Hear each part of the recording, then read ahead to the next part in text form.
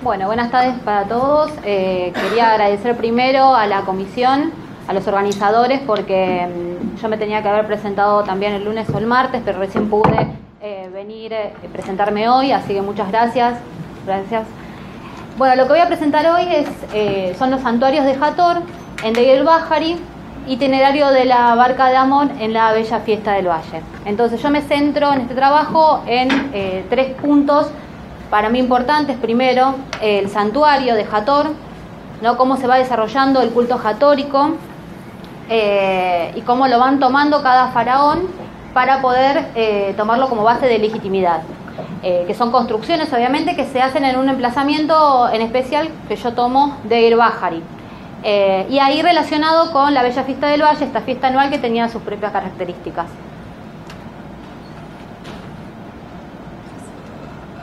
Ahí está. Bueno, ¿cómo es Deir Bahari? Deir Bahari es un anfiteatro natural del macizo tebano. Hay una asociación muy fuerte en ese lugar con la diosa Hathor como diosa de la necrópolis. Desde el primer periodo intermedio esto viene, y un culto propiamente dicho a partir de la construcción de su templo mortuorio, o el templo de millones de años, de Montuhotep I. Simboliza el regazo de la diosa y la montaña donde emerge la diosa en forma de vaca, ¿no? Eso ya es una creencia. Hay una alineación que es perpendicular al gran templo de Amón, o sea que la fiesta iba directamente hacia el eje, hacia Deir Bahari. Una actividad constructiva iniciada por Montuhotep II, ya en el Reino Medio, y después continuada por Amenofis I, Hatshepsut y Tutmosis, que son los que me voy a centrar. Bueno, ¿cómo son los santuarios de Hathor en Deir Bahari? Son construcciones emplazadas dentro de los templos de millones de años. Algunas veces aparecen separadas, como vamos a ver en 2 casos, y una integrada, que hay unas suposiciones, unas hipótesis de dónde podía haber estado o si realmente existió o no. Están integradas al itinerario de la bella fiesta del Valle, o sea que por ahí pasaba esa procesión, y presentan hacia adentro en sus muros, en sus representaciones, iconografía destinada a elaborar discursos míticos destinados a legitimar al faraón. Entonces, ¿cuáles van a ser los objetivos que planteo? Primero, analizar el culto hathórico desde los inicios, más o menos nombrarlos, hasta ver cómo se construye definitivamente esta relación con los faraones o con los gobernantes. Indagar sobre la importancia de la construcción de los santuarios de Hathor en los templos y dar cuenta del itinerario y ver qué cambios hubo, ¿no? A partir de estas dinastías. Me parece que me pasé uno. ¿Está bien? ¿No me pasé ninguno? Sí, uno de la bella fiesta del Valle. Acá. Bueno, para empezar un poco, ¿qué es la bella fiesta del Valle? Es una celebración anual de carácter funerario que duraba alrededor de 2 días, donde la estatua de Amón se cruzaba el Nilo en una barca sagrada desde su santuario en Karnak hasta lo que era Deir Bahari, que es el centro que yo me voy a fijar, con destino al templo de millones de años del faraón gobernante en ese momento. ¿Cuál era el objetivo? Lo que yo planteo que es reencontrarse más que nada con la diosa Hathor, señora del occidente, revitalizar con esa visita al espacio funerario y también otorgar legitimidad al faraón con la visita y crear el mito de la filiación divina. Entonces Amón, Hathor, padres divinos del faraón. Bueno, no, me pasé otro. ¿Cuál era el itinerario de la procesión? Primero empieza como la actividad constructiva como Montuhotep II. Aparece el templo, que es una evocación también a la diosa. ¿Qué hace Montuhotep II? Retoma todo lo que es la dinastía menfita, ¿no? Las creencias menfitas, y las reactualiza. O sea que va a crear su templo siguiendo esos parámetros. Y también asociarse a la figura de Hathor también le traía un extra que era para la legitimidad que buscaba, ya que se había interrumpido esa dinastía, supuestamente. Entonces la quiere retomar del pasado. Ahí aparecen las primeras imágenes de la barca de Amón. No se nombra la bella fiesta del Valle, sino que se la evoca de esa forma. Y provee la existencia de un santuario en honor a la diosa y una estatua en forma de vaca. Ahora después voy a decir en un plano, mostrar dónde supuestamente estaba. El templo de Amenhotep I, bueno, lo nombro, aunque no se conservan esas estructuras. No fue un templo principal, sino que fue un templo secundario, pero fue construido también como alternativa al festival.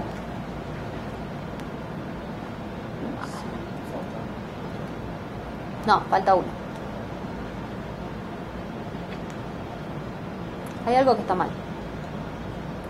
¿Pasa de a 2, puede ser? Bueno, templo de Hatshepsut de Djeser-Djeseru. También hay una construcción de un santuario que ya está en forma separada, aparece en la segunda terraza, del lado sur del complejo, y tiene una rampa independiente. Esto es importante porque se ve que entonces se hacían rituales o celebraciones dedicadas a Hathor especialmente y también vinculadas a la fiesta. Hay un encuentro entonces de la barca de Amón y la barca de Hathor. Ascendían hasta la mitad del santuario, de la terraza superior, y se celebraba la descendencia divina y la legitimidad del faraón en ese lugar. O sea que la barca salía de esa capilla de venida del santuario y se encontraba hacia abajo con la barca de Amón, y ahí realizaban la afiliación. Estas son imágenes que las tomé de Nabil, donde se muestra, esto es en la sala hipóstila, ¿no?, que se va demostrando el desplazamiento de Hathor, supuestamente de la barca, y que sale de la estructura. Por eso lo marqué en rojo, porque eso remite también a la capilla, que va saliendo, porque esta es la pared norte, o sea que está en dirección hacia la salida. Esta es otra foto, en este caso, que también se ve una construcción donde la vaca ya se va desplazando más, la diosa se va desplazando con su característico, disco solar, el menat y demás, y la construcción arriba que se ve bastante bien. Esto ya se hacía dentro de la capilla, Hatshepsut y Thutmosis ofrendando vino, y ahí lo que se hace es reproducirse esta afiliación, ¿no? Está Amón hacia adelante y después está siendo alimentado el faraón, que en este caso es Hatshepsut. Y esta es la parte más íntima del santuario, que ahí se ve también otra elaboración del mito, que es entre Hathor y Amón, que uno está dando el aliento de vida y el otro lo está abrazando. Ahí se está reproduciendo entonces, reactualizando ese mito. En el templo de Thutmosis III, que es otro de los focos que después se da, está construido para restaurar el orden dinástico, y esto me hizo acordar a la exposición anterior que hablaban del Ma'at, ¿no?, de este restablecimiento del orden, y en este caso se da a partir de una construcción y una desviación de lo que es una procesión, ¿no?, una fiesta. Sustituye el templo de Hatshepsut como destino último de la celebración del Fiesta del Valle, porque restituir el orden sería anular la figura de Hatshepsut, y eso también me hizo acordar la presentación anterior, en el sentido de que el cuerpo no bastaba, sino que también se había que borrar la memoria. En este caso, desviar la fiesta vendría a ser también una forma de anularla. ¿Cuál fue la estrategia usada por este faraón? Cambiar el recorrido. Y ese cambiar el recorrido era aumentar el tamaño de la barca. Entonces no podía entrar por el santuario y tenía que sí o sí desviarse. Entonces, ¿cómo se plantea el nuevo itinerario? El itinerario es el santuario de Hathor de Hatshepsut, porque supuestamente no se anuló del todo, porque era un punto importante. Luego el santuario de la diosa de Thutmosis, y luego el templo de Amenhotep. O sea que tenía que pasar, o posiblemente pasaba, por los dos santuarios. Y luego se reactualizaba el mito, pero esta vez en el templo de Thutmosis junto con el santuario de Hathor. Estas son imágenes del templo de Thutmosis en Deir Bahari, que también se reconstruye esta escena mítica, ¿no? Está Amón, y la vemos a los lados Hathor ofreciendo el cistro y el menat, y Amón abrazando a Thutmosis. Y esto sería un plano de lo que es la reconstrucción posible del templo de Thutmosis. Arriba, en un cuadradito, vemos la capilla de Hathor de Thutmosis, que está integrada al plano casi a la planta de Montuhotep. y abajo una reconstrucción en 3D de los tres templos, formando todo lo que después se conoce como Djeser, ¿no? Ya adquiere el nombre muchas veces de Djeser como una construcción entera, como un complejo, obviamente que está formado por 3, pero después se lo toma con ese nombre. A modo de conclusión, quería decir, bueno, que la edificación de los santuarios católicos en los complejos funerarios tenían como fin, primero, restablecer el orden dinástico. ¿Qué quiere decir esto? Que Montuhotep II restablece la dinastía menfita a partir de la creación no solo de un santuario, de un lugar destinado al culto de la diosa, que no estaba ahí, me faltó un plano, raro, porque ahí mostraban los depósitos de ofrendas en el templo de Montuhotep, donde Nabil supone que había una construcción destinada al culto de la diosa, pero no se encontraron en sí el registro de eso, sino que hay depósitos de ofrendas para la diosa. Montuhotep entonces retoma lo que había hecho Pepi primero, construye también en Dendera un templo, una capilla en honor a Hathor, y quiere restituir lo anterior. Y se hace la afiliación con Hathor. Hatshepsut, en cambio, buscaba la legitimidad para gobernar, por las cualidades que sabemos. Thutmose III, restablecer el orden dinástico, interrumpido por Hatshepsut. Entonces, una forma de eso era construir otra capilla de Hathor y hacer otra unión diferente. Establecer un discurso mítico de filiación y reactualizar el discurso a través de la Bella Fiesta del Valle y su itinerario. O sea que la Bella Fiesta del Valle, al pasar por un lugar y no otro, permitía que se restituya o se reactualice en una dirección. En este caso, el que cambió el recorrido fue Thutmose, entonces se restituía o se restablecía con Thutmose y ya la anulaban a Hatshepsut. Bueno, muchas gracias. Bueno, buenas tardes a todos. Ante todo también agradecer a los organizadores que siempre tienen tan buena predisposición y son tan amables con nosotros.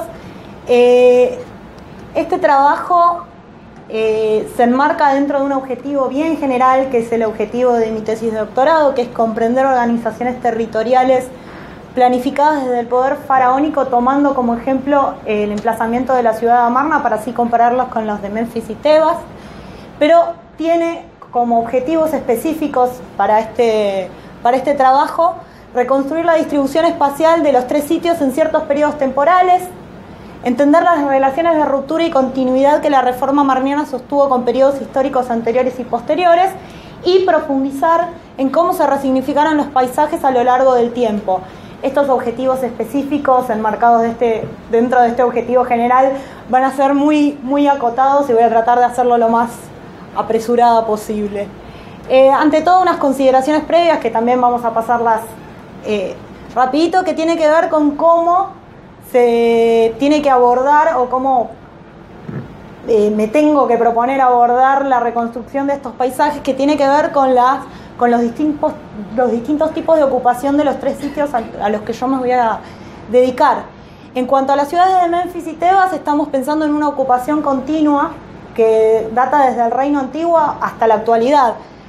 Caso muy diferente al sitio de Amarna, que tuvo una ocupación aproximada de 18 años durante el periodo de Akenatón, y luego sufriendo el Damnato Memoriae, que hizo que de alguna manera se conservara el trazado original de la ciudad, pese a que luego la ciudad se haya desmantelado y se hayan llevado partes de la edificación para otros sitios. El trazado de los edificios se conserva y permite realizar una comparación con otros sitios. La resignificación de los 3 espacios, de los 3 sitios, se realizó y se realiza todavía hoy desde múltiples tiempos y espacios. Los egipcios antiguos, los romanos, los cristianos coptos, el islam, viajeros de la modernidad, habitantes actuales y turistas contemporáneos que todavía siguen ocupando los espacios y siguen resignificando y dándole distintos usos a esos espacios que fueron creados y planeados con un objetivo inicial. La evidencia disponible nos permite focalizarnos en los espacios y en la evidencia creada por la élite, por la realeza. Por tanto, las investigaciones dejaron de lado los hallazgos fragmentarios que pudieran haber pertenecido al ámbito doméstico o al ámbito no estatal. Por tanto, la información con la que vamos a contar va a ser mayormente proveniente del Estado. Esto va a hacer que podamos analizar de forma diferente la interacción que va a haber entre el Estado y los habitantes de cada ciudad. En Amarna tenemos una posibilidad un poco más rica de analizar la vida de los habitantes que no pertenecían a la élite. Tenemos evidencia en las áreas residenciales y evidencia en las áreas de necrópolis, pero en Memphis y en Tebas esto es más complicado dada la continuidad de ocupación que citaba anteriormente. Esta interacción entre el Estado y los habitantes de las ciudades va a dar diferentes resultados, porque mientras que el Estado va a dar una propuesta, las prácticas privadas o comunales, como querramos llamarlas, van a apropiarse de esa propuesta, valga la redundancia, y van a resignificar y van a crear su propia versión. Lo que más claro vamos a ver en algunas ciudades es la apropiación del paisaje que va a hacer el Estado, pero también vamos a poder ver en algunos casos, hoy les traje algunas evidencias de esto, cómo las habitantes de las ciudades resignifican las prácticas propuestas por el Estado. Y cómo a su vez, el Estado mismo a veces va a replantear lo que propusieron gobernantes anteriores. Los tres sitios van a funcionar como escenarios de la reforma marniana, de forma directa o indirecta. Los tres sitios nos van a proveer evidencia de cómo vivieron la reforma en cada tiempo. Y como les decía anteriormente, vamos a considerar a dos agentes intervinientes. Uno es el Estado, que va a hacer efectivo el discurso en la práctica a través de planear las ciudades y el uso de esas ciudades. Esto lo vamos a poder ver claramente en los tres espacios, en Amarna, en Memphis y en Tebas. Y el otro agente interviniente van a ser los habitantes que se apropian de la propuesta del Estado y la resignifican en la práctica. Esto en Amarna lo vamos a poder ver un poquito más claro. La evidencia de cada espacio se va a resignificar a partir de la necesidad de cada uno de estos dos agentes de negar o exaltar algún aspecto de la reforma marniana. La primera ciudad entonces a analizar va a ser la ciudad de Amarna, que tuvo un planeamiento y una construcción con un objetivo bien claro, que fue exaltar el culto de Atón en detrimento del sacerdocio y el poder del culto amoniano. Los principales edificios de esta ciudad se van a ubicar al este.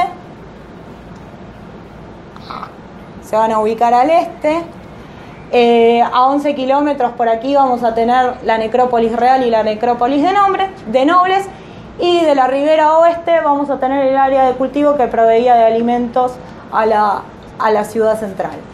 Tenemos entonces, yo les comentaba, algunas evidencias de cómo los habitantes de la ciudad resignificaron y se apropiaron del espacio y reversionaron la propuesta que daba el Estado. La primera, completamente al revés es el primer ejemplo. Es cómo el Estado interviene entonces en la vida cotidiana de estos agentes, que tiene que ver con el desfile diario que hacía el faraón por el camino real. Este camino que se iniciaba en la ciudad norte y avanzaba hasta los edificios de la ciudad central, donde estaba el templo mayor de Atón, donde se oficiarían los rituales más importantes, iniciaba con el camino en carro que marcaba el ingreso de la realeza al espacio de la ciudad, al espacio de los templos. Este debió haber sido un hecho que intervino directamente en la vida cotidiana de los habitantes, ya que este paseo en carro, llegar a la ciudad en carro por medio de la realeza, implicaba sonidos, polvo y el devenir de los caballos.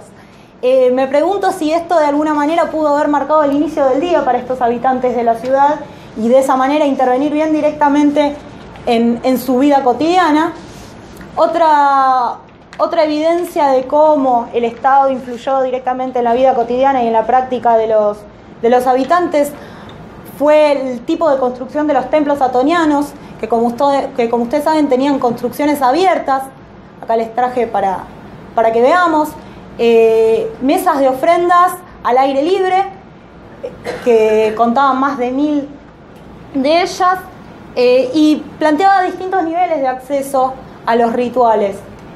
Accesos más cercanos, más íntimos, y accesos más abiertos, y pensamos que pudo haber algún tipo de participación sin requerir el ingreso de la gente al recinto más íntimo, sin contar el hecho que al ser estructuras abiertas, los sonidos y los olores que implicaba la preparación de las ofrendas debió haber llegado y alcanzar a los residentes de la ciudad. Ahora sí, el elemento que les quería comentar, que tiene que ver con cómo los habitantes resignifican la propuesta del Estado, tiene que ver con las prácticas rituales no oficiales, que se daban en espacios determinados. Uno de los espacios determinados y alejados de alguna manera del Estado. Pongo alejados entre comillas porque ¿qué tan alejado podés estar del Estado en una ciudad que es residencia de la realeza? Estos espacios consisten en altares privados dentro de la ciudad central, altares domésticos, altares que se ubicaban en las casas de las personas. En este caso pongo el ejemplo del altar de la casa de Panegesi, que era un noble y que tenía un altar. Es donde se encontró la estela que se cree servía para rendir culto privado a la familia real. Los altares en el desierto, los altares encontrados en el pueblo de los trabajadores, y cómo estos espacios en los que el Estado no era el que llevaba a cabo el culto directamente, significaban la resignificación de espacios y prácticas rituales. ¿Por qué? Porque además de encontrarse evidencia de adoración a Atón y a la familia real en estos lugares, también se encuentra evidencia de adoración a deidades tradicionales. Ayer en la mesa que estaba en la sala, la profesora Victoria estaba hablando justamente de los hallazgos que se hicieron en los cementerios de amuletos. Yo hablando con ella me comentaba que había amuletos que tenían que ver con Bes, con Tauret, con otras deidades que no tienen nada que ver con lo atoniano. El año pasado también yo presenté un trabajo relacionado con esto, y sí, está entonces demostrado con evidencia que además de llevarse a cabo adoración a Atón, en la ciudad de Amarna también se realizaba culto a deidades tradicionales. La otra ciudad entonces que está en cuestión es la ciudad de Menfis, que funcionó como centro político desde el Reino Antiguo y que tiene una distribución de edificios que por su ocupación tan prolongada hace que hayan acaecido muchas modificaciones en su estructura. Acá les traje algunos de los edificios. Yo en realidad, como el objetivo de este trabajo tiene que ver con entender la reforma amarniana en el largo plazo, me concentré en los edificios que tienen que ver con el Reino Nuevo. Hay varios problemas para reconstruir el paisaje de la ciudad de Menfis que tienen que ver con la ocupación continua. Hoy en día hay un pueblo que ocupa gran parte de los vestigios que quedaron de los edificios de los templos del Reino Nuevo.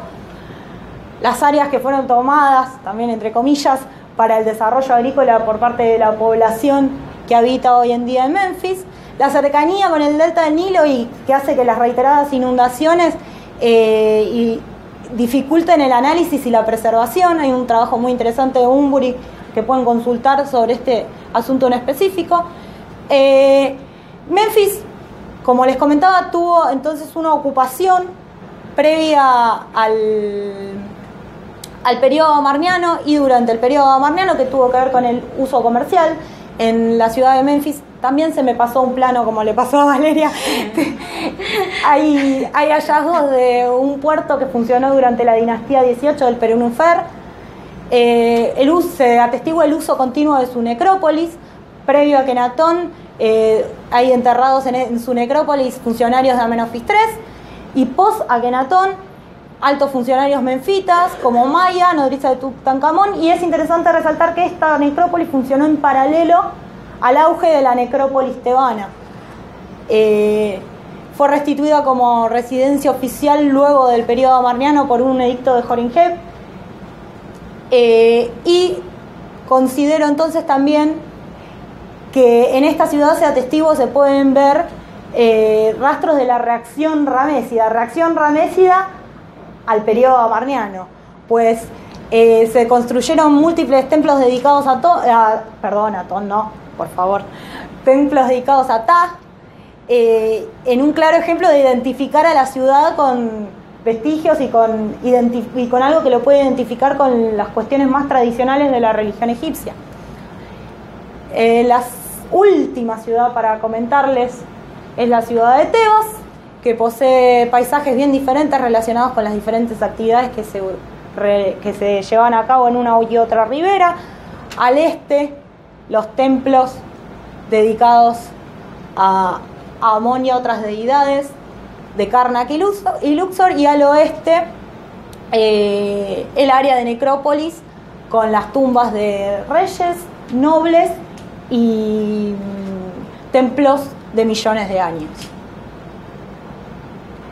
Esta ciudad también posee una ocupación preamarniana que nos resulta interesante para entender la reforma, que tiene que ver con cómo en su necrópolis aumenta la cantidad de asignación de tumbas privadas a funcionarios de diferentes rangos durante todo el Reino Nuevo y en especial durante la dinastía 18, y cómo Amenofis III, el antecesor inmediato de Amenofis IV, Akenatón, fue uno de los mayores constructores dentro de Tebas, en los templos de Karnak y Luxor, a partir de su templo de millones de años y el palacio de Malkata.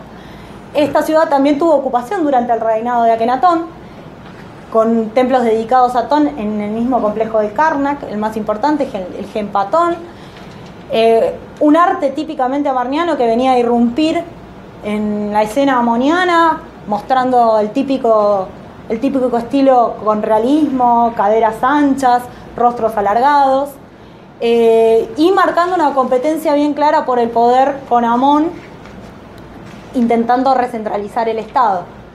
Me pregunto también en algún momento si esto significó un fracaso o una expansión del proyecto, el hecho de haber ocupado la ciudad de Tebas y luego mudado ese proyecto que se inició ahí. Y la ocupación posamarniana tiene que ver con la reocupación de ese espacio tebano, exaltando continuidad con el culto de Amón y los dioses tradicionales de la necrópolis. Se atestigua también mediante la estela de la restauración ubicada por Tutankamón en el templo de Karnak, cómo Tutankamonai y Horemheb construyeron sus tumbas en el Valle de Reyes y asignaron tumbas a sus funcionarios, como reocupando ese espacio que la reforma amarniana había dejado de lado de alguna manera, y cómo la decoración de las tumbas exalta elementos que muestran una clara ruptura con Amarna y una continuidad con Tebas y el culto amoniano, como por ejemplo la tumba TT49 de la que ayer hablaba Violeta. Conclusiones: los cambios operados por Akenatón no significaron el reemplazo ni la anulación de significados previos, sino una resignificación en función de las nuevas demandas de poder. Los agentes que influyeron se vieron influidos y modificaron la materialidad de los paisajes que habitaban. Las intenciones de visibilidad que apelaban al pasado, ya sea como ruptura o como continuidad, no se dirigían en forma exclusiva a los espectadores contemporáneos, sino que también se buscó una proyección hacia el futuro, y cómo las prácticas de los agentes sucesores modificaron las intenciones iniciales de quienes planearon los paisajes. Muchas gracias. Una pequeña aclaración, les dejamos acá entonces sobre el proyecto Neferhotep, la página web y el Instagram por si quieren seguirnos y hacerse amigos.